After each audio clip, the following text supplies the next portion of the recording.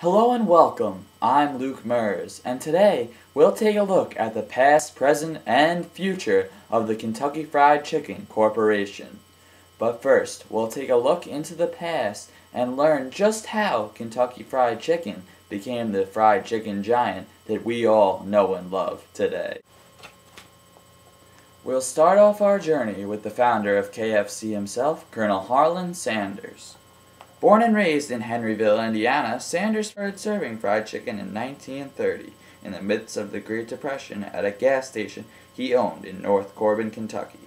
The dining area was named Sanders Court and Cafe and was so successful that in 1936, Governor Ruby LaFoon granted Sanders the title of Honorary Kentucky Colonel in recognition of his contribution to the state's cuisine. It was while working at Sanders Court and Cafe that the Colonel made two of his greatest discoveries, the first of which being the pressure fryer. This revolutionized fried cooking. It was also while working at Sanders Court and Cafe that the Colonel made his greatest invention of all time. Well, not invention per se, but his discovery of the original recipe chicken. The original recipe was a blend of 11, yes, that's 11, herbs and spices. To this day, the recipe remains a secret, and only a handful of people know the multi-million-dollar recipe, and each is obligated to very strict confidentiality clauses. In the 1950s, the Colonel traveled the United States selling his recipe to restaurant owners, the first of which to buy was Pete Harmon of South Salt Lake.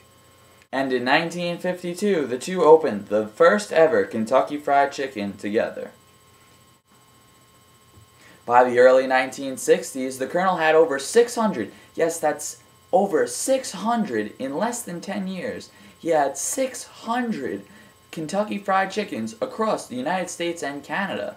But in 1962, the Colonel sold all franchise rights to Kentucky Fried Chicken for a mere $2 million US. But enough about the past. What if you were interested in starting a KFC? How might you go about doing so? How much would it cost? Well, on a recent trip to Kentucky Fried Chicken, myself and a few friends inquired the same with our server, Bria, and here's what she told us. Bria told us this: the initial franchise fee is $45,000. Real estate property ranges from $400,000 to $1 million. Construction and leasehold improvements range from $575,000 to $915,000. Also, equipment and signage, which includes kitchen setup and all service equipment, costs between $216,000 to $366,000.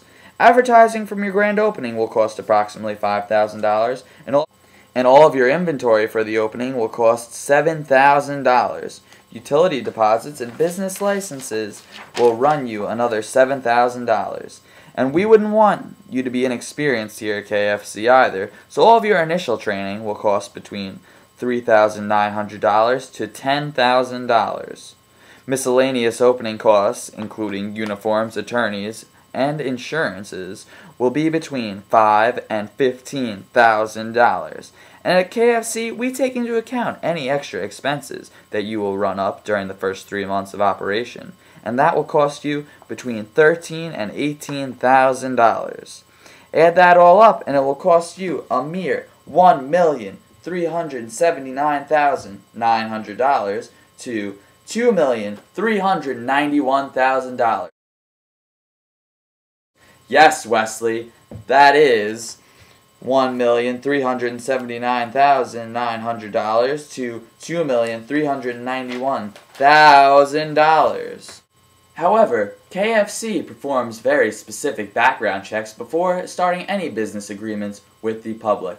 So, it will be necessary that you submit all your possible information and proof of financial backing, but not limited to collateral and such, to even get in the door at KFC.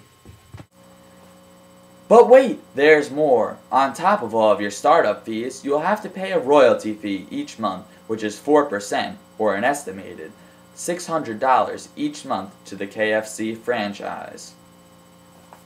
To sum up this presentation, why should you pick KFC over the other brand? It's because at KFC, we do chicken right. Thank you. Have a great day.